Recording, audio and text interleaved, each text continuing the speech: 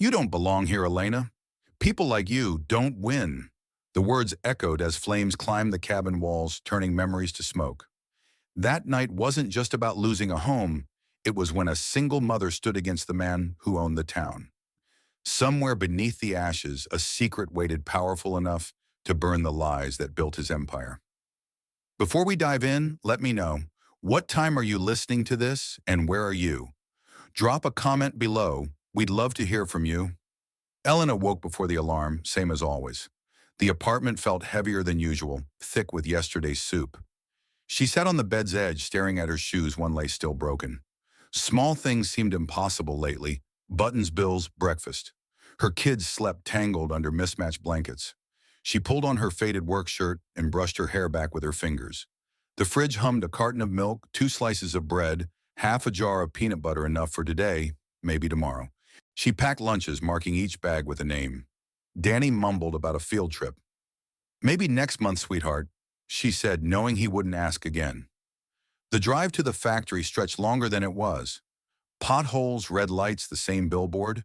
Dream bigger, Ashton Falls. She used to like that phrase. Now it made her grip the wheel tighter. At the gate, workers filed through the turnstile cups, steaming in the cold. Elena joined the line. The machines roared, the smell of detergent, sharp and metallic. She folded stacked, sealed hands, moving on their own. Rumors about layoffs drifted down the line. Someone joked about flipping burgers. Forced laughter followed. Elena kept working. Before lunch, her name came over the intercom. A few heads turned. She wiped her hands, walked to the office. The man at the desk spoke gently, too gently. "Your position's been affected by restructuring," he said, sliding an envelope across. "Nothing personal?" "Corporate decision." She stared at it. "When effective immediately. No surprise, but it still hit deep." She nodded, took the envelope, and walked out. The hum of machines went on, indifferent. By the time she reached her car, her chest felt hollow. The heat shimmered off the lot. A voice stopped her. "Elena." That you, Noah Whitaker, Anna's history teacher, stood holding a box of supplies. "Hey, I haven't seen you in a while. How's Anna?" "She's fine. School's been good for her." "Good. You look tired. You working here now? Not anymore?" She held up the envelope. "Got promoted to unemployed." He blinked, awkward. "I'm sorry. It's fine," she said, though. Her voice cracked. They stood a moment too long before she left. The engine hesitated before catching. She drove to the grocery, counting coins. Milk, bread, the cheapest cereal. The cashier offered a rewards program. Elena shook her head. At home, the kids ran to her. Anna waved a drawing, bright houses, smiling faces. "This is us," she said proudly. Elena smiled, though something twisted inside. She set the groceries down, admired the picture, then stayed at the table after they'd gone to bed, tracing the little windows with her fingertip. Her phone buzzed, another bill reminder. She flipped it over. The pipes groaned through the walls. The whole building seemed to sigh. Near midnight, she stood by the curtain. Parking lot lights flickered over the rusted cars. A train horn moaned far off. She thought of her father's cabin in Willamette Forest, his voice saying, "If life falls apart, that place will still stand." She hadn't been there since he died. Going back sounded foolish, but so did staying. She sat again and whispered, "Just one more day." The next morning would come as usual. But that night, between the hum of the fridge and the ticking clock, something in her shifted, like a door unlocking after years of stillness. A soft thud broke the still. A folded paper lay at her feet. She bent down, expecting another rent flyer, but the bold print stopped her. Lease termination, 2 weeks' notice. The landlord's note at the bottom read, "Need to start renovations, nothing personal." Her youngest called from the kitchen about a broken toy. She didn't answer. Something hollowed out the space between heartbeats. That evening, she knocked on his door downstairs. He cracked it open, phone pressed to his ear. "Told everyone weeks ago." "New safety code," he muttered. "I just need a month. I can pay extra." "It's not about the money," he replied, already looking past her. The door shut softly, final, without effort. She sat at the table later, the notice beside an unpaid electric bill. The children quarreled over a missing crayon. Her throat tightened, but no sound left her. The next day, she went to the social service office, a squat brick building that smelled faintly of disinfectant. Dozens waited, eyes glazed with the same weary hope. When her number was called, the clerk skimmed her papers. Without proof of income, you don't qualify. I just lost my job last week. I'll have something soon. Come back in 30 days. She stepped out, gripping the railing till her fingers numbed. A woman from the line stopped beside her. Don't wait for them, she murmured. They never do. The wind flipped the woman's umbrella and carried her down the street. Elena sat in her car until she could move again. The drizzle thickened, blurring the town into gray. Back home, she counted what little cash she had, barely enough for gas, not rent. Her eyes went to a wooden box on the shelf, her mother's old keepsake. She opened it, faded photos, yellowed letters, and at the bottom, a pencil map. Marsh Cabin, north of Willamette Forest. She traced the small X with her thumb. The memory of that place, her grandparents' land untouched for decades, rose sharp and sudden. That night she told the kids they might go somewhere quieter for a while. Anna asked if that meant camping. Danny cheered. Jamie, cautious, asked, "We're not getting kicked out, are we?" Elna forced a laugh. "Of course not. We just need a change." When they slept, she packed blankets, clothes, canned food. The map slipped into her jacket pocket. Plans required options. She had none, so she just moved. Before dawn, the car was packed tight, boxes, toys, Danny's pillow tucked under his arm. He waved at the building as they drove off. No one waved back. They passed the grocery, the factory, the diner with the flickering sign. Everything looked smaller, already fading into memory. Rain traced long lines across the windshield as the town disappeared behind them. When the children dozed off, she called Noah. No answer. Her message was brief. "We're heading toward the forest. I'll be fine. Thank you for checking in." The road narrowed to gravel. Trees rose dense and tall, their branches meeting overhead. She slowed when she saw the mailbox paint peeled, name almost gone. In Marsh. The drive was rough, overgrown. She parked near the clearing and killed the engine. The cabin stood ahead, smaller than she remembered, roof sagging, porch half collapsed, but it stood. She stepped onto the soft ground, breathing in the scent of damp wood. Jamie climbed out. "This is it, it's just for now," she said. By the second morning, the kids treated the place like an adventure. Danny chased a beetle across the porch, laughing so loud it startled the birds. Anna spread a blanket near the steps, turning it into a classroom. Jamie kept a book open, pretending to read while stealing glances at her. Elena swept one corner after another, dust rising and clinging to her sleeves. The rooms felt smaller than memory. Boards warped, yet the roof still held. A few pots hung from rusty nails. She ran a hand over the counter, tracing the shallow cuts her grandmother left when rolling dough. The box of letters from the apartment sat open on the table. Among them lay the pencil-drawn map marked Marsh Cabin, north of Willamette Forest. She placed it beside a chipped mug and stared until thought emptied into fatigue. When the kids asked about lunch, she promised she'd figure it out and stepped out to look around. Trees whispered in an old, patient rhythm. The yard sloped to a patch of grass, and wildflowers, a narrow trail bending toward the creek. A truck rumbled up the gravel road. Noah Whitaker climbed out, one hand jammed into his jacket pocket. "Heard from the clerk's office you might be here," he said. "Thought you could use help. You didn't have to come. Didn't mind. Used to fish near the creek." His gaze lingered on the cabin. "You planning to stay for now? The land's still on your family's deed," he told her. "But Martin Greaves filed a claim last year saying it's abandoned." The name landed heavy. Everyone in Ashton Falls knew Greaves. He collected land the way others collected habits. "I didn't know. He's expanding his resort north.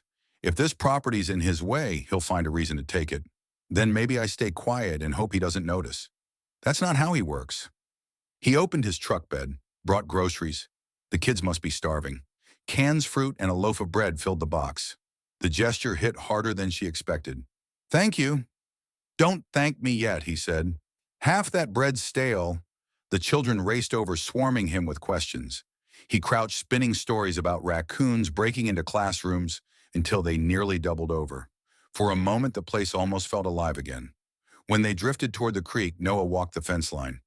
"If you want to keep this land," he said, "find the deed. I don't even know where. County archives, maybe. Or your grandparents' journals. They're somewhere here. I haven't opened them since they passed. Then start there." They were careful people. His truck faded down the road. Elena leaned in the doorway, listening to the children's voices carry through the trees. Noah's warning wouldn't leave her. As dusk gathered, she searched the shelves. Under old newspapers, she found a box tied with string, a notebook wrapped in cloth. The pencil lines wavered, yet her grandfather's hand was unmistakable. We hid the document under the cabin floor, not for greed, but to protect what's ours. Her fingers trembled. She glanced at the floorboards near the table, closed the book, and pressed her palm against the wood. A creak behind her, Jamie stood there, eyes wide. "Mom, someone's watching." Where he pointed toward the trees. She stepped onto the porch, scanning the clearing, but saw only shifting branches. Probably a deer, she managed. "Come in." Later, when they slept, she sat by the hearth, notebook open. The words stared back, plain but deliberate. If her grandfather was right, the cabin wasn't just shelter, it was inheritance. A knock came just after breakfast. Elena wiped her hands on a towel and opened the door to a man in a pressed shirt and polished shoes, smiling like someone who already held the upper hand. "Mrs. Marsh," he asked, calm and rehearsed. "I'm from Greaves Holdings. We need to discuss this property." She paused. "You're mistaken. This cabin belongs to my family." He drew a folder from his briefcase. "According to our records, it falls within Greaves's development zone. You've been occupying it without authorization." The words landed slowly. "My grandparents built this house," she managed. "They never sold it." "I understand," he replied, though his tone said otherwise. "Without proof of ownership, we'll proceed legally." Her arms folded. "So you just show up and take what you want? I'm just doing my job." He handed her a card. "You'll hear from our lawyers." Gravel crunched as he walked away, measured and certain. Danny tugged her sleeve. "Mom, who was that?" "Someone lost," she answered, forcing ease into her voice. Still unease crept in. She mended the roof, boiled water, kept glancing toward the yard. When the kids played too far, she called them back without realizing it. By dusk, the latch on the shed hung loose. She fixed it, pretending not to see the single boot print in the dirt. That night, wind pushed against the boards while she read her grandfather's journal again. We hid the document under the cabin floor. Her fingers traced the page, then the seams beneath her feet. She wanted to pry them open, yet feared what she might uncover. Something struck the wall, sharp, deliberate. Then a crack of glass. The pane near the sink had split. Heart racing, she grabbed the broom and stepped onto the porch. "Who's there?" No reply, only the hush of trees. She waited, then locked the door. When she turned, Noah stood near the table, hair damp. "Saw your light from the road." "You okay?" "Someone threw a rock. Any idea who Greaves's people, maybe? Or someone bored." He inspected the break. "Not random." "They're trying to rattle you." "I'm not rattled," she said too fast. "You should report it. To who? The sheriff who fishes with Greaves." He exhaled. "Then let me help. You can't stay here like this. I have 3 kids. I'm not alone." He said nothing more, just found a hammer, patched the glass with scrap wood. After he left, she reopened the journal. A faint note caught her eye. "The proof is beneath the kitchen." She moved the chair pressed along the boards until one shifted. Using a knife, she lifted the edge, dust rising like breath. Her fingers brushed something metallic. Headlights swept across the wall. She froze. An engine idled, then faded down the road. She waited, then let the plank fall back. Danny whimpered in sleep. She soothed him, then returned to the table. The board remained slightly lifted, a dark mouth, waiting. She sat beside it, notebook in hand, too tired to think. The tea had gone cold, metallic on her tongue. A branch cracked somewhere in the woods. She told herself it was nothing yet. Her eyes stayed on the dark glass until silence settled again. Then she slid the knife under the board and lifted. A small, rusted box appeared, corners flaking. She set it on the table, wiped her palms, studied it. The lock was already broken. Inside lay a folded letter and an envelope sealed with wax initials, MM, pressed deep into red. She didn't open it yet. Listened for any sound beyond the walls, then whispered, "Tomorrow." By dawn, the letter still waited on the table. The children stirred early, restless from the chill. Elena stirred oatmeal, pretending not to notice the box beside her, though her eyes kept drifting to it. When the bowls were empty, she unfolded the brittle page. The handwriting wasn't her grandfather's, older, steadier. "To the one who finds this cabin was built not to hold wealth, but proof. If greed reaches this far, remember the law protects only those who speak first." She read it twice, folded it again, and slipped it into her jacket. The word proof stayed with her as she sent the kids to play. At the county office, the room smelled of bleach and paper. A clerk took her name, asked her to wait. When called, the woman scanned a file, brow creasing. Records show this land transferred to Greaves Holdings 5 years ago. That's impossible, Elena said. My family never sold it. I can only tell you what's in the file, the clerk replied. If you think it's an error, file a petition. How long? Months, maybe longer. In the courthouse square, she tried to think until a familiar voice stopped her. Elena. Martin Greaves approached hand, already half extended. His suit looked too polished for a town like Ashton Falls. I heard you've been asking questions, he said, smiling as if it were gossip. I'm asking why your company's name is on my family's land. He gave a short laugh. Everything was done legally. We bought it fair and square. From who? He tilted his head. Paperwork's clean. Property left unattended for decades tends to attract attention. It's not unattended, it's my home. He sighed, the kind meant to sound kind. There's a resort project. You're technically trespassing. But I can be generous. Her throat tightened. Generous, a small payment to move along. Think of your children. It's easier this way. Her voice cut through his calm. You're threatening me. I'm advising you, he said, already turning away. His words followed her all the way back. Clouds hung low, pressing against the trees. Noah's truck waited in the yard. He stepped out, holding a folder. I heard about the courthouse, he said. Found something. She followed him in. On the table lay copies of deeds and signatures. Her grandfather's name appeared, but the handwriting was wrong. It's forged, Noah said. Filed right before construction began. If we prove it, the land's yours again. Before she could answer, Jamie burst through the door. Mom, smoke. They ran to the yard.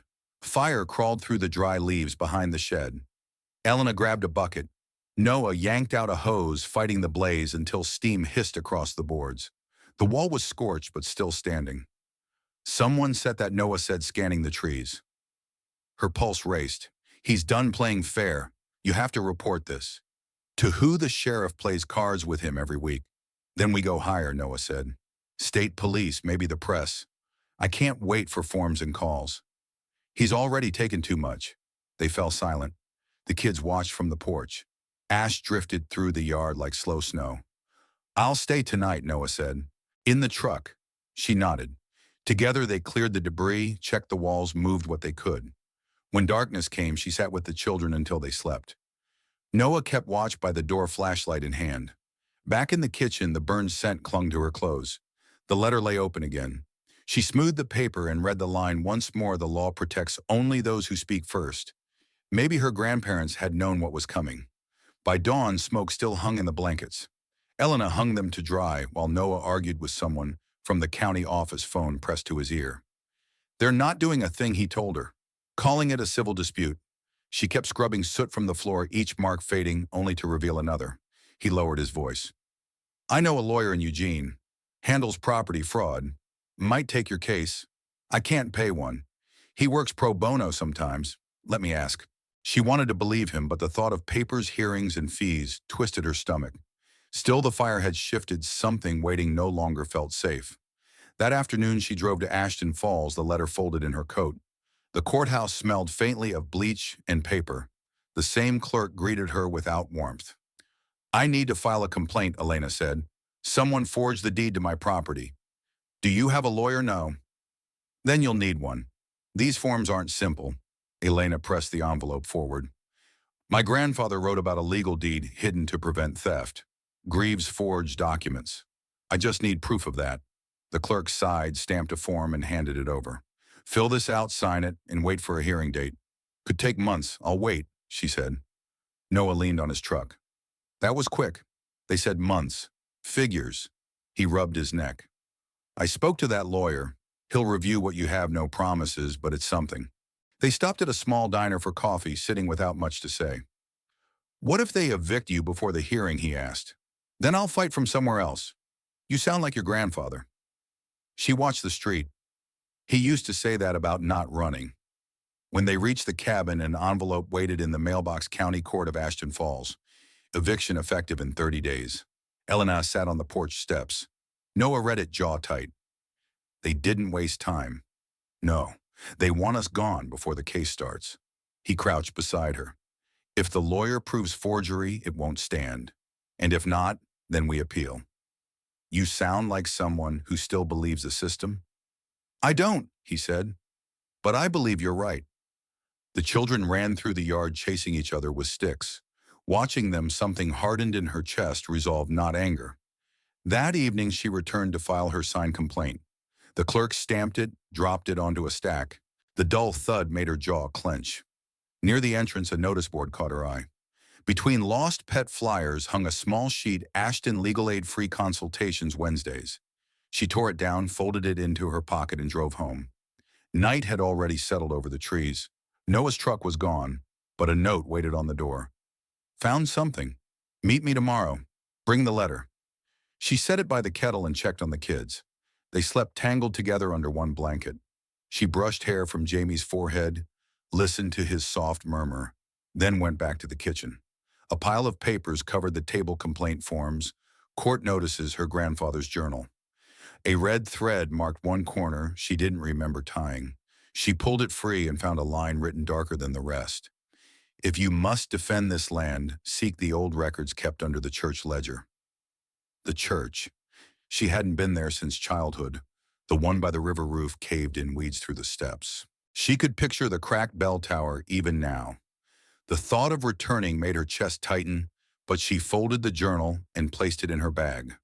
When the kettle whistled, she turned off the flame and poured the water into a cup she didn't drink from. A faint light flickered between the trees, maybe a passing car, maybe not. She waited until it vanished, drew the curtain and gripped the sink edge. Her grandmother's old prayer came back unbidden. Steady hands, clear mind, don't turn away. Noah's truck pulled up. Elena slipped on her jacket before the children stirred. He leaned against the hood folder, tucked beneath his arm. I drove by the church, he said. You were right. The old records are still there. Boxes stacked near the altar untouched. If the deed exists, it's in one of those boxes.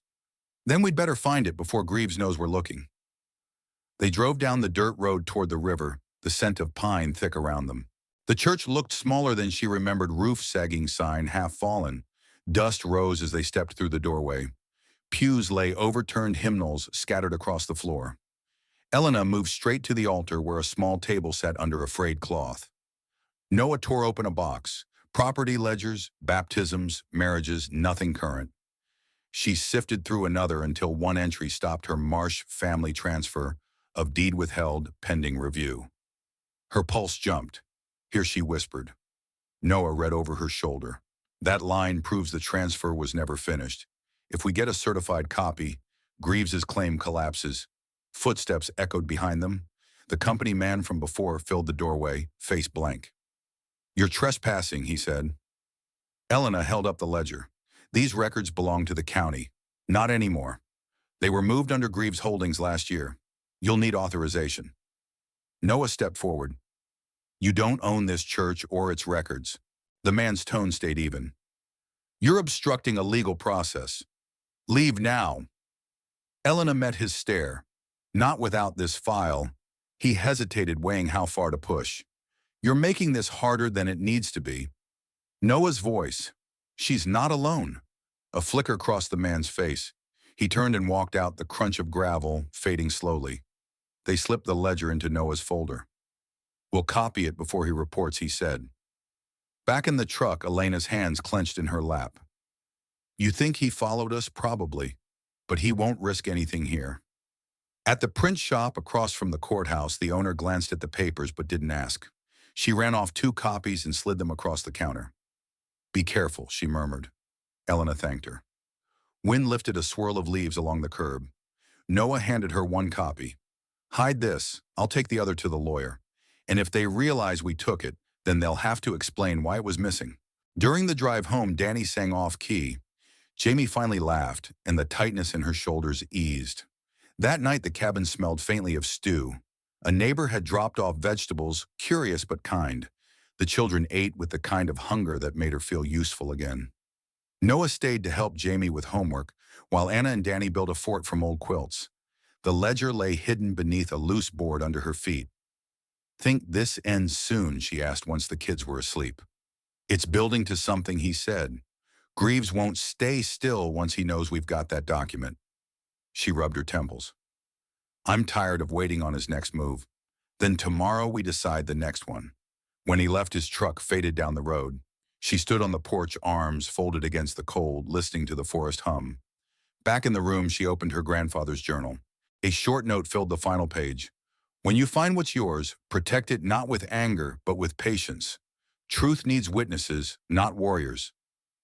Her finger traced the words. She couldn't tell if they were written for her or someone long before. The stillness felt like the pause before something breaks. She blew out the lamp lay beside the children and waited for sleep. A sharp crack split the dark, followed by a shuffle through dirt. Elena rose carefully, making sure the children didn't stir. She slipped on her coat, gripped the poker near the hearth, and moved toward the sound. Something brushed along the cabin wall. She opened the door a crack, grass shifted, then stilled. "Who's there?" Her voice barely carried, no reply, only the faint scent of wood smoke and damp earth before everything went still again. By dawn, the porch rail was splintered.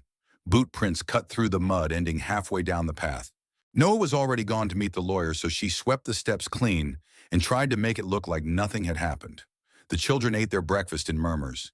Danny asked about the creek. She said no too fast, then softened. Maybe tomorrow. Hours dragged. The house creaked as if remembering the night. Around midday, Noah's truck rolled in. He carried a stack of papers and bad news. The lawyer filed the injunction, he said, dropping them on the table. But Greaves already countered. Emergency hearing next week. Elena rubbed her temples. He's speeding it up.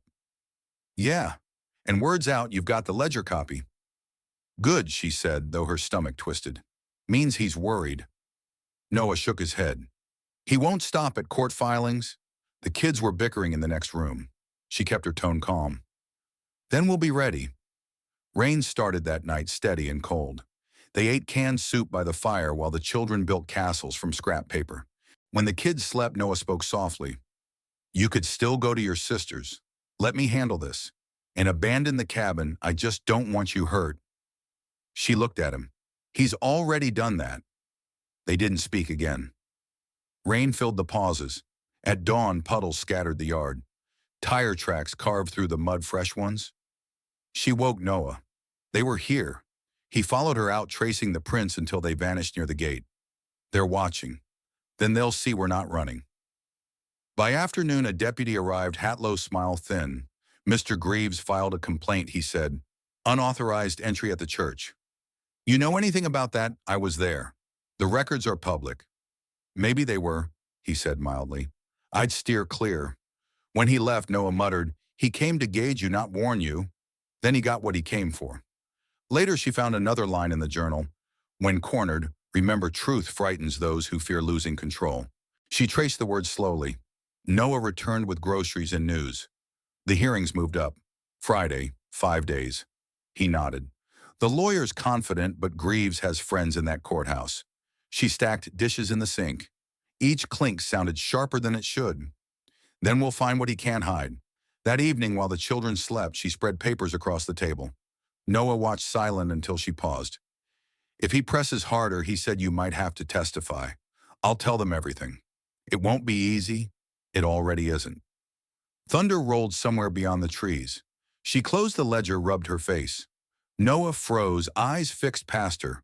A shadow slipped between the trunk's tall brief. He grabbed the flashlight. She followed. The beam caught only wet grass and broken branches. Whoever it was had vanished. They went back in. She locked the door. Noah sat down again, jaw tight. He's trying to wear you out. She poured 2 cups of coffee, slid one toward him. Then he doesn't know me well. A soft murmur came from the children's room. Elena turned her head, then back to the papers. Her fingers brushed the eviction notice edges worn from too many touches. The fire burned low. She kept marking every line in the ledger, bearing the Marsh name, tedious, numbing work that kept her from thinking about what moved beyond the walls. Near 3, she finally dropped her head onto her arms. Noah's voice reached her through half-sleep. He'll slip up soon, Elena. We just have to be ready. Fog swallowed the hills when dawn came. She hadn't slept. Her hands trembled as she buttoned her shirt, the hearing 3 days away. Noah arrived, eyes rimmed red. I went by the lawyer's office. He's still in Eugene, driving in Thursday night. She nodded. One day to get everything straight. Noah set another envelope on the table. A friend at the clerk's office found this old letters between your grandfather and the registrar. They mentioned the deed. There's a second page that was never filed. Elena's pulse quickened. Does it prove anything? It might, Noah said. It's not enough alone, but it shows Greaves's claim rests on incomplete documents. She ran a finger along the envelope's edge. Why would my grandfather hide something so important? Maybe he didn't trust anyone to keep it safe. Maybe he knew someone would try to take it. The thought stayed with her all afternoon. She walked the yard trying to steady her mind. The children played near the porch gathering twigs for a pretend fire. Their laughter rose briefly, then vanished into the trees. The phone rang when she came back in, a number she didn't know. Mrs. Marsh, a smooth voice began, "This is Walter Keene. I represent Mr. Greaves." Elena waited. "He asked me to extend a final offer. Vacate the property before Friday, and you'll be compensated generously. Once proceedings begin, we can't guarantee that." "You mean once you bury the truth again?" "You misunderstand. Litigation helps no one. We're offering closure. Tell him I don't want his closure." She hung up. Her hands shook not from fear, but from the insult of how calmly they expected surrender. When Noah returned, she told him. He frowned. "He's testing you, trying to see if you'll crack before court." "I'm done cracking." That earned a weary half-smile. They spent the evening surrounded by papers, the ledger, the journal, the letter. Noah read sections aloud while she marked notes beside him. It felt like studying for an exam with no syllabus. Then he stopped. "Wait. Look at this." A faint line at the page's bottom read "Filed under condition of review by M. Greaves, witness signature pending." Elena's breath caught. He signed it himself. Or forged it. Either way, it ties him directly to the fraud. Relief flickered through her chest. "We can use this." Not enough to convict, Noah said, but enough to make a judge listen. She copied the line onto a separate sheet and slipped it into her pocket. Next day, she drove into town alone to deliver the new evidence. The lawyer's secretary said he'd left for Portland. "He'll be back tomorrow." Elena left the envelope marked urgent. A dark sedan idled by the curb. The driver avoided her eyes, then eased forward down the street. By the time she reached the cabin, her nerves were raw. Noah was mending the fence hammer, tapping steady. She told him about the car. "They're keeping tabs," he said. "Let them." "I'm done hiding." He didn't argue. They worked in silence. That night, the children fell asleep early. She copied every document by hand in case the originals vanished. Her fingers cramped, ink smudging the margins. Tires crunched on gravel. She froze. Noah stepped from the hallway with the flashlight. "Stay here." An engine idled, then 3 short knocks. A woman's voice, "I brought something for Elena Marsh." It was the courthouse clerk, the same woman who'd stamped her forms weeks earlier. She handed over a folder, glancing around. "I shouldn't be giving you this, but you need to see it." Elena opened it. Inside were transaction records bearing Martin Greaves' signature, dated before her grandfather's death. "He forged this before he even had the chance," she whispered. The clerk nodded. "Keep it safe. That's your proof." She hurried off. When the sound of her car faded, Noah let out a breath. "That's the missing piece." Elena held the folder close. She didn't speak, only thought it's over for him now, if we can last until Friday. She locked the door, checked on the children, then sat at the table again. Documents lay spread like a map of everything she'd lost and fought to keep. Her fingers traced each page as she waited for daylight. Fog blurred the hills when Thursday came. The kids dressed for school, arguing over socks while she reheated stale coffee and sorted the papers one more time. Every page was familiar now, memorized to the wrinkle. Noah appeared at the door, voice rough from lack of sleep. "You ready?" She slid the folder into her bag. "As ready as I'll ever be." They drove in silence. The courthouse wasn't far, but the road stretched endlessly. Cars passed toward town, none slowing yet. She couldn't shake the sense of being watched. Noah spoke first. "You've got enough to win. Don't let them shake you." "I'm not doubting," she said, though her tone thinned. "I'm just tired." He nodded. That's when people start winning, after they stop trying to please anyone. The courthouse rose ahead. The lawyer from Eugene waited beneath the awning, briefcase in hand. "Mrs. Marsh," he greeted, shaking firmly. "Stay calm. Answer what's asked." "Greaves will bait you. I've seen worse." The judge entered and things moved fast, objections papers sliding across desks, questions coming too quickly to breathe. Elena focused on keeping her hands steady. Her lawyer led her through the story, the cabin her grandparents owned the land. Then Greaves's attorney stood. You've been occupying that property without authorization. I've been living on my family's land. Without a deed in your name, my grandfather said it belonged to us, not him. Do you have proof? Her lawyer pushed the ledger forward. Page 53. The deed withheld for review pending signature by Mr. Greaves. A ripple passed through the room. The judge frowned. Mr. Greaves, your signature. Greaves shifted. Impossible. This must be fabricated.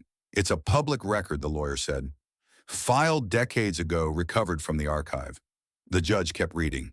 Objections rose and fell, waved aside with a curt gesture. Elena's pulse steadied.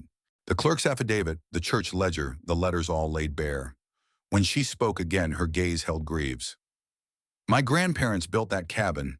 They paid for every nail, every acre. They believed it would stay in the family. The only thing they didn't count on was someone lying for profit. His jaw tensed. Watch your words. She didn't flinch. I've watched enough. My children have slept beside boxes for months because of you. The gavel struck once. That's enough. The rest blurred questions, signatures, the judge's final note. Decision tomorrow. As the crowd thinned, Greaves avoided her eyes. His lawyer lingered. This isn't over. Noah touched her arm. You did fine. Outside sunlight felt too sharp. She leaned on the railing, legs unsteady but lighter somehow. Think the judge believed it. He heard the truth. That's what matters.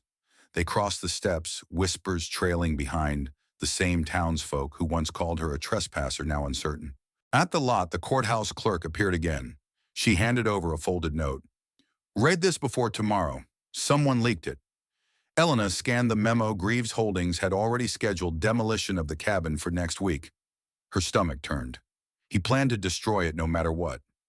Noah read over her shoulder. Then tomorrow means everything. Be careful tonight, the clerk warned. He's angry. The drive back dragged. The kids waited on the porch, rushing to her as soon as she stepped out. She held them tight, letting their chatter fill the stillness. Noah spread the documents across the table, unwilling to let them out of sight. She started dinner, peeling potatoes, slicing bread, stirring soup. The rhythm steadied her. When Noah finally looked up, she asked, You think he'll try something? He's used to getting his way. Men like that don't sleep when they start losing. Wind pressed against the walls. She shut the window halfway, returned to the stove. For a brief stretch, the house felt normal again. Supper simmering, the kids laughing down the hall. Then a car door slammed close by. Noah pushed his chair back. Elena turned off the burner, listening. Gravel shifted. Heavy steps moved toward the porch. She gripped the door handle but didn't open it, waiting to hear if the sound would stop. The knock came sharp and impatient. Noah motioned for her to step back. Stay with the kids. A tall shadow filled the glass-pane collar, up hat low. The next knock rattled the frame. Noah opened the door halfway, shoulder braced against it. Martin Greaves stood on the porch, rain speckling his coat, fury replacing the polish he wore in court. You've made quite the spectacle, he snapped, dragging my name through mud over a worthless patch of dirt. Elena stepped forward. It's not worthless. It's my home. Not for long. Tomorrow the judge rules and I'll see that cabin come down plank by plank. You should have taken my offer. Noah's jaw tightened. You're trespassing. Greaves didn't look at him. I'm reminding her of reality. You've built this fantasy around a dead man's scribbles. The law doesn't care about feelings. Elena met his stare. Then you've never seen what happens when truth catches up. His smirk faltered. You think you can threaten me? I don't have to, she said. You already did. He stepped closer, but Noah blocked him. Leave. Greaves laughed dry and low. You think this ends in court? You don't know who you're dealing with. Elena's voice rose. What kind of man ruins families for land he doesn't need? He leaned close enough that she caught the sourness of his breath. Enjoy your night, Mrs. Marsh. It'll be your last one here. Then he turned and vanished into the rain. Noah bolted the door. Elena's hands trembled, not from fear, but from pressure that had nowhere left to go. He's bluffing, Noah said. He's not. He's desperate. They spoke little after that. He moved the truck closer to the porch. She checked the locks, kissed the children goodnight. Hours passed before she sat again. The ledger journal letters lay open as if their presence alone could protect her. Words refused to settle. Thunder rolled rain steady on the roof. She imagined her grandfather writing those pages, never guessing they'd one day draw blood. The clock inched past midnight. A car door slammed. Footsteps splashed through mud. Two flashlights swept near the shed. Noah appeared, pulling on his coat. "Stay here." Elena caught his arm. No, but he was already. Through the glass beams cut across the yard. Shouting followed a warning, then a crash. She ran into the storm. Two men stood by the shed, one with a crowbar, the other with a light. Noah was on the ground. "Get back," he yelled. The man with the flashlight turned on her. "You don't belong here." Elena grabbed a rusted shovel, leaning against the steps. "Leave us alone." The taller one laughed. "Lady, you're making a mistake. Then make me regret it." Noah rose, blood on his face, swung a broken board, and knocked the crowbar loose. One man cursed and bolted for the car. The other followed. Tires spun, then faded down the road. Elena dropped the shovel, ran to him. "You're hurt." "I'm fine," he said through clenched teeth. They had gas were going to burn it. She felt the words like a blow. "The cabin. Not anymore. We'll make it to the hearing. Keep the papers safe." She pressed a towel to his cut. He tried to grin, failed. Rain hammered harder, washing away the footprints. Gasoline still lingered. She sat opposite him, watching the towel darken. "He's crossed a line." "He's scared," Noah said. "Means you're winning." "It doesn't feel like winning." "It never does till it's done." The kettle began to whistle. She poured tea neither of them touched. They listened to the rain until the house went still again. The children stirred but didn't wake. Elena glanced down the hall. "You should rest." "I'll stay here tonight." She nodded. The clock crept toward 3. Papers lay open on the table edges, curling from damp. She pressed them flat as if afraid they'd disappear. At the porch steps, something caught the light, a silver lighter half buried in mud. She picked it up. The initials MG were etched along the side. Her breath caught. She slipped it into her pocket, went back in, and paused by the door, unsure whether to wake Noah. He was already asleep in the chair, head resting on folded arms. The room smelled faintly of smoke. She set the lighter beside the ledger and whispered, "Tomorrow." Then she turned off the lamp and waited for the storm to fade. Rain eased by dawn, the ground slick with puddles. Noah slept in the chair. She draped a blanket over him while the children whispered in the hall, sensing something they couldn't name. She set the kettle to boil stirred oatmeal. When Noah woke pale but alert, he rubbed his forehead. "You didn't sleep." "Couldn't. I kept hearing things. Maybe my mind's making them up." He took the cup she handed him. "They won't come back. Not after last night. I found this." She placed the lighter on the table. By the steps. His initials. Noah turned it in his hand. "Proof he was here. Tell the lawyer. If I do, he'll call the police. And if the sheriff's still on Greaves's side, they'll bury it," he finished. Rain started again, faint against the walls. She couldn't tell if it calmed her or made the stillness worse. The children ate quickly. She sent them to pack. Jamie lingered. "Mom," he whispered, "are we in trouble? No love. We're standing up for what's ours." He hesitated. "Grandpa would be proud, right?" Her throat tightened. "I hope so."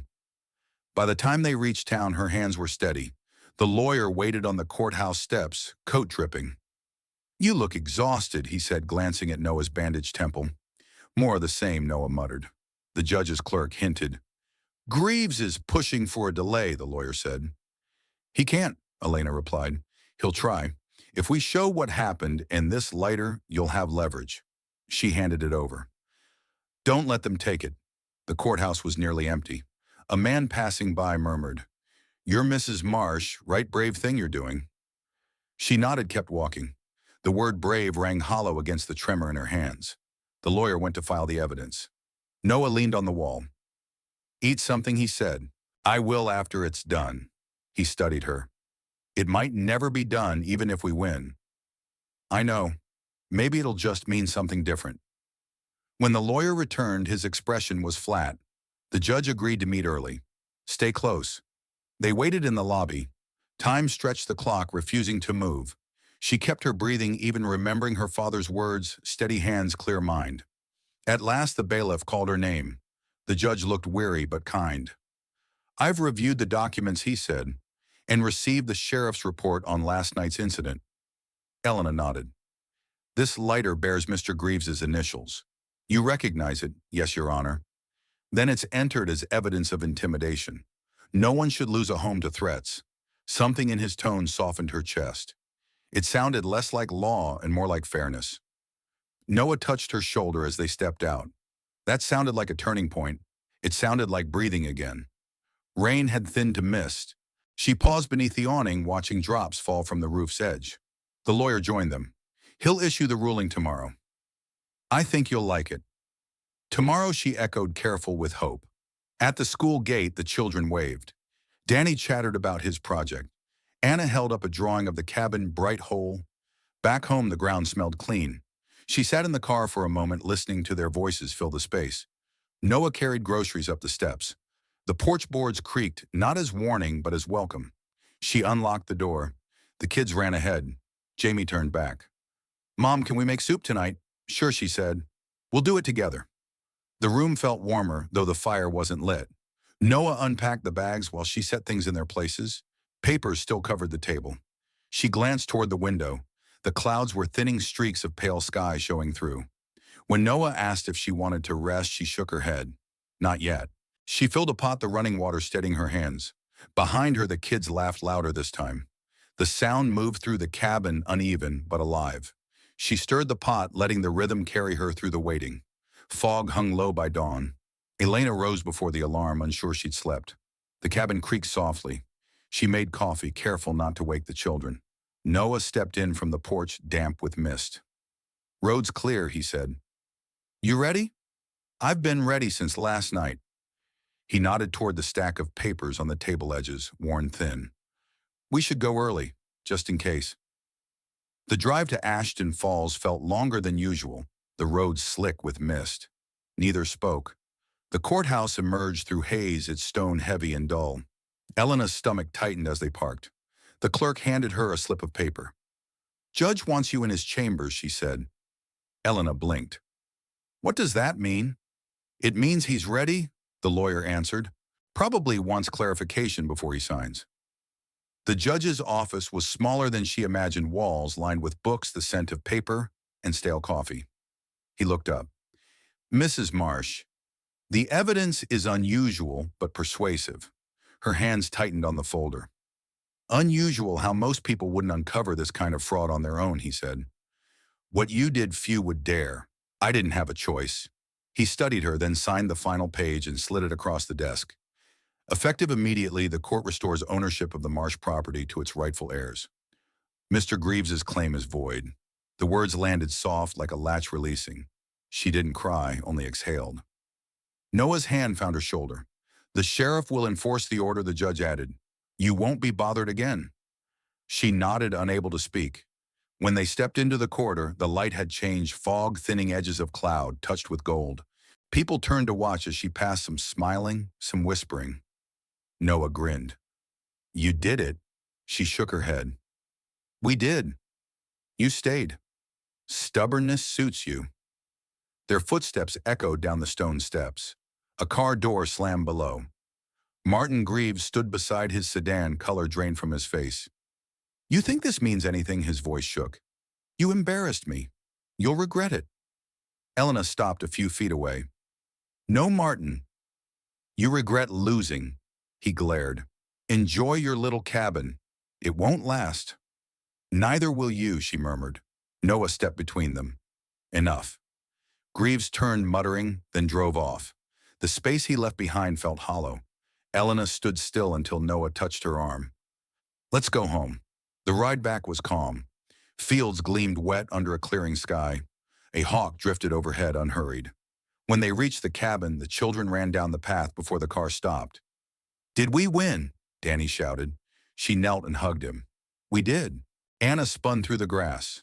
Jamie, trying to look older, asked, "So we can stay for as long as we want?" They ran inside, laughter filling the house. Elena paused in the doorway, taking in the scuffed rug, the water stain on the wall, the pile of shoes. It was all still theirs. Noah followed with the papers. "Where do you want these in the drawer? I've seen enough of them." He slid them in. "Not celebrating." "Maybe later," she said. "First I'm cooking something that doesn't come from a can." He laughed. "Good start." The children were already pulling pots from the shelf, arguing over who stirred first. Elena joined them, rolling up her sleeves. The noise didn't weigh on her anymore. It pulsed with life.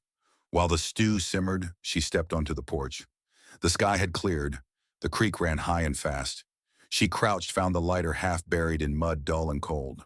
Without hesitation, she tossed it into the water. It vanished with a small splash, ripples fading into the current. Noah watched from the doorway, getting rid of the evidence, just something that doesn't belong here anymore. He nodded. "You did good. We survived," she said.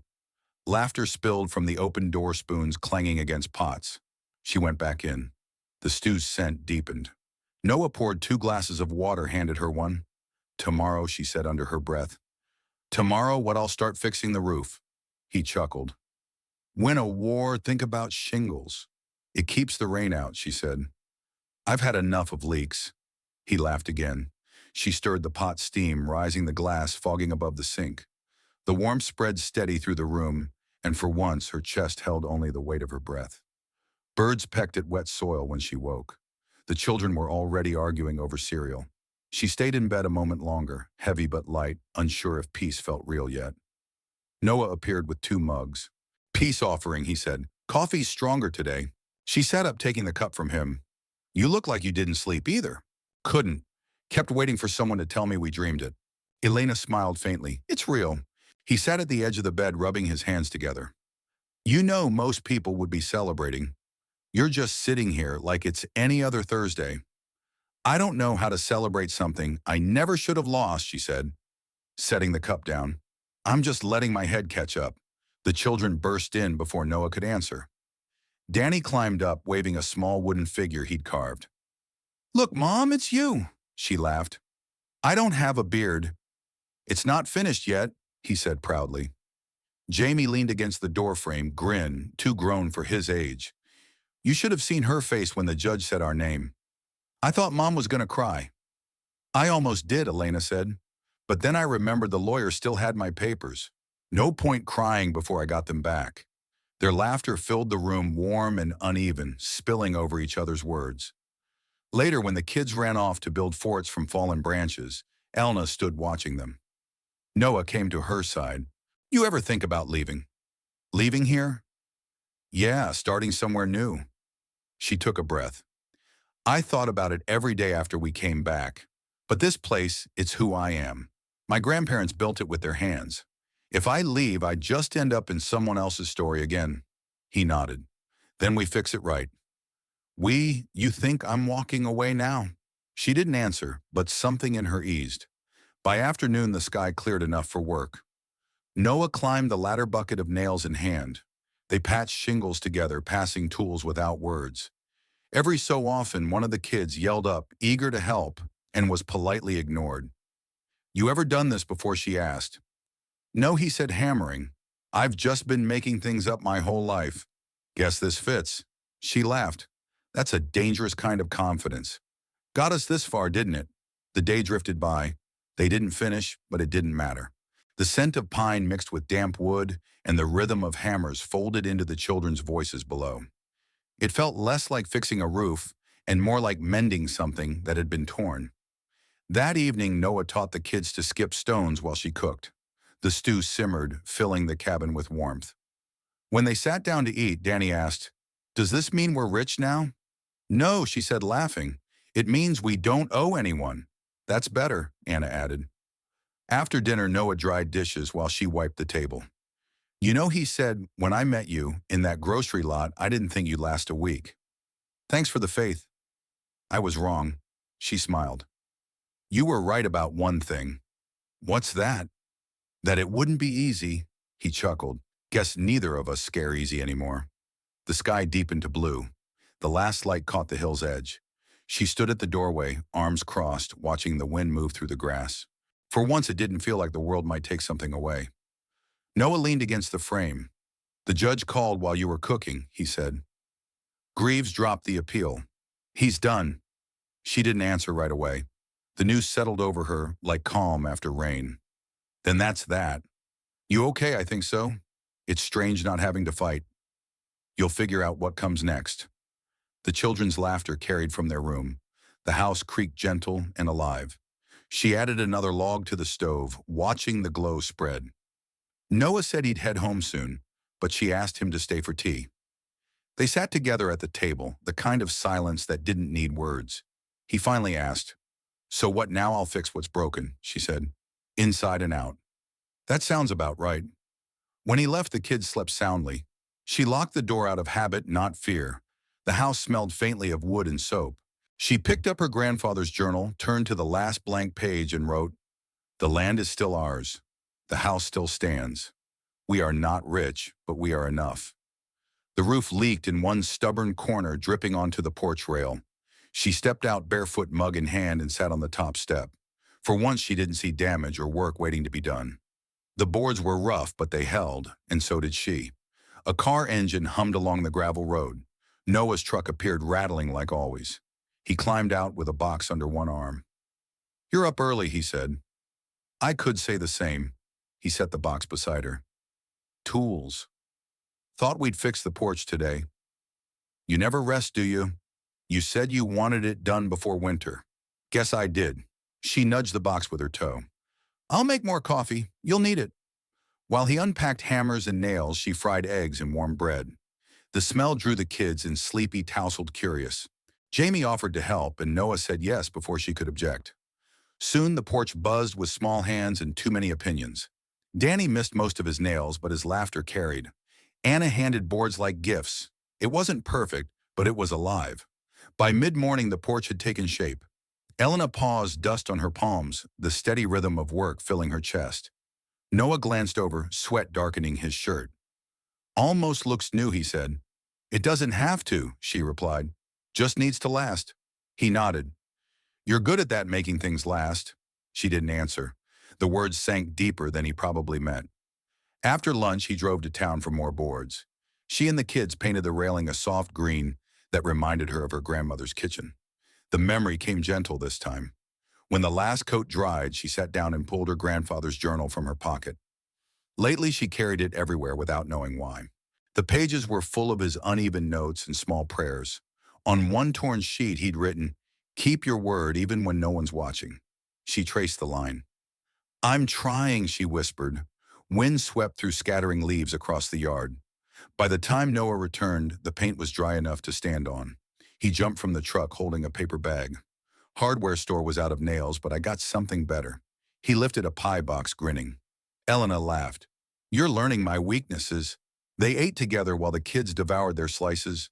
The pie was too sweet, but she didn't mind. After months of bitterness, sweetness felt worth keeping. When Noah stood to leave, she walked him to the door. "You'll come back tomorrow if you'll have me. The fence could use another pair of hands. Then I'll be here early." After he left, the cabin grew still again, but not the kind that pressed on her. It was the kind that waited. She washed the dishes, humming under her breath, the tune uneven but steady. That night, after the children slept, she stepped onto the porch. The sky stretched wide, stars scattered thin. The creek murmured below the hill. She walked toward it, her feet brushing damp grass. The water caught a stripe of moonlight. She crouched, dipped her hand in. It was cold enough to sting, yet she kept it there. Months ago, she would have seen the creek as a boundary. Now it felt like proof that something could move forward without permission. She stayed until her legs ached. When she turned back, her steps were slow, measured. At the table, the journal lay open. She wrote on the next page, "It's calmer now. Not empty, steady. Maybe that's what healing sounds like." The words slanted unevenly, but she left them. Jamie murmured in his sleep, dreaming about the porch. She smiled, poured a glass of water, and turned off the lamp. By week's end, the season shifted. A crisp tang drifted through Ashton Falls, hinting at frost. Each time she stepped onto the porch, she could taste it. The postman's pile waited on the bench, and among the envelopes lay a thick one stamped with the county seal. She turned it over once before opening. Were the final court papers, signatures, seals, and one last line, "Dispute closed." She read it twice until the meaning settled. No more hearings. No more waiting on anyone else's word. Jamie came running from the field, clutching a kite of patched fabric and string. It flies higher now, he said, breathless. You fixed the tail, she said. Yeah. Mr. Noah showed me how. Smart man. He said maybe we can build a new one this weekend. Tell him he's welcome too. The kite rose uneven, but sure its wings catching the light. Something in her chest eased, part pride, part ache. Noah's truck appeared later, rattling as always. He waved a folded newspaper. You made the front page, he called. What local woman wins landmark case? You're famous now, she groaned, taking the paper. Just what I need. At least they spelled your name right.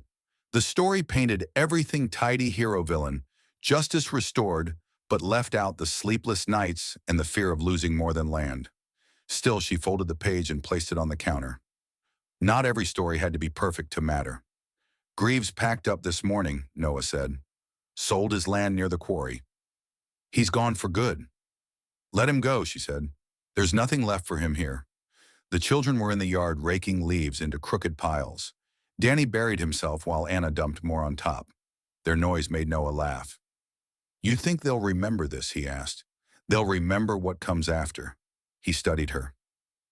And you? What's next? One thing at a time. Roof leaks, fence needs paint. That's not what I meant. I know, she said. But it's a start. They spent the afternoon on small repairs, hinges, screens, nails that never seemed to stay put. Nothing grand, but each act returned a piece of her life. After sunset dinner gathered them around the table, Jamie told a story so wild Anna kept correcting him between giggles. Noah listened, half smiling, his hand brushing hers. She didn't move away. When the children drifted off, the two of them stayed, tea cooling between them. The house settled into its own rhythm, the clock ticking, wood shifting softly. You ever think of leaving Ashton Falls, he asked. I used to, but maybe I just wanted peace, not distance. Peace suits you, she laughed. I still wake up before sunrise. Habit's hard to kill, but you don't look like someone waiting for the next blow anymore.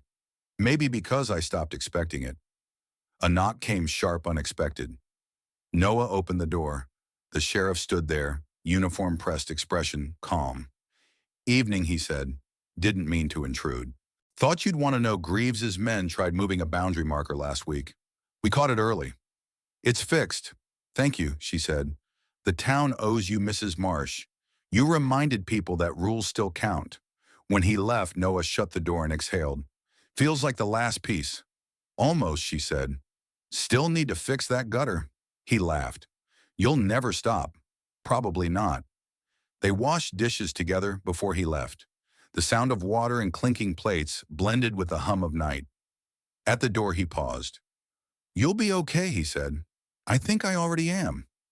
She dimmed the light and went upstairs, hand grazing the pine rail. A floorboard creaked above, and she followed the sound, not to fix it, just to know it was still there. Frost came overnight. Grass shimmered, pale fence posts edged white. Elena woke to her children's whispers in the kitchen. She pulled on a sweater and followed the smell of toast.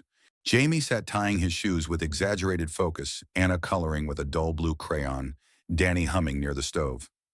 You're all up early, she said. Field trip day, Jamie said. We're going to the museum. That's right. She poured coffee. Eat quick or you'll miss the bus. The house filled with its familiar rush shoes, thudding backpacks half-sipped, cereal forgotten. Elena moved easily among them. The routine no longer weighed on her. It felt earned. When the bus rumbled away, she stood on the porch watching until it disappeared down the road. The cold nipped her cheeks, but she didn't mind. It reminded her that life kept moving whether she worried or not. Noah arrived later with his tool belt slung over one shoulder. Still planning to fix the shed? Planning, yes. Whether it gets done, who knows? He followed her around back. The shed leaned like an old man with a bad hip. They worked side by side, prying out rotten boards, setting new ones. Hammering, measuring, talking between breaths. You ever think you'd stay this long, he asked. No. I thought I'd just patch things and go. And now leaving would feel like starting over for no reason? He nodded. Some places deserve another chance. By midday, the shed stood straighter. Her palms were rough with sawdust. She leaned against the doorway, breathing in the scent of cut wood. The creek murmured beyond the trees, steady as heartbeat. They ate lunch on the steps, sandwiches, apples, coffee from a dented thermos. Noah told her the town council planned to restore the old library. They're turning it into a community center. Asked if you'd help. Me, you're kind of a local hero now, she laughed. They're mistaking survival for heroism.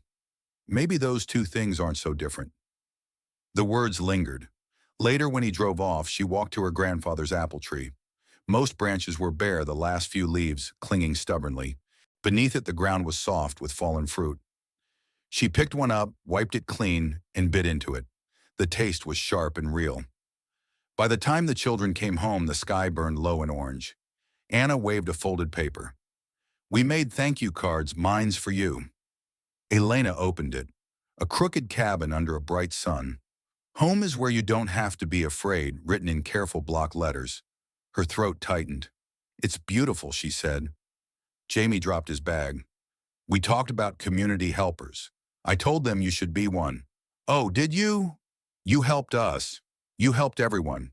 That counts. She brushed a strand of hair from his forehead. Maybe it does. Dinner was simple stew and bread that vanished too fast. Anna read a story aloud while Danny drifted off against her shoulder. Jamie sat by the hearth, stirring the coals, lost in thought. When the story ended, Elena tucked them in. Anna asked to keep the light on. Jamie mumbled about kites again. Danny whispered goodnight before curling up beneath his blanket. Downstairs, she washed dishes, the warm water running over her hands. Her reflection flickered faintly in the glass above the sink. The woman staring back wasn't the same one who'd first arrived, tired, cornered, half afraid to hope. This one looked steady, not unbreakable, but whole. She dried her hands and sat with her grandfather's journal. Only a few pages remained. She wrote, "Today the children laughed more than they argued. The roof doesn't leak. The house stands. The fear is quiet now." She paused, then added, "Maybe healing isn't one moment. Maybe it's every small thing we choose to mend instead of abandon." The words didn't need revising. She closed the book and exhaled. Frost silvered the yard. The creek whispered beyond the trees. Elena pulled her sweater close and stepped onto the porch. In the distance, town lights glimmered against the hills, a faint pulse in the dark. Somewhere, people were still mending roofs, sweeping porches, starting again. The thought warmed her. She sat on the step, running her hand along the peeling wood. It was cool and rough beneath her palm, but solid. A soft glow from the kitchen spilled across the floorboards, steady, familiar. After a while, she rose, turned off the lamp, and climbed the stairs. Her children slept soundly. The last sound before she lay down was the house settling calm and alive, as if it too had found its rest.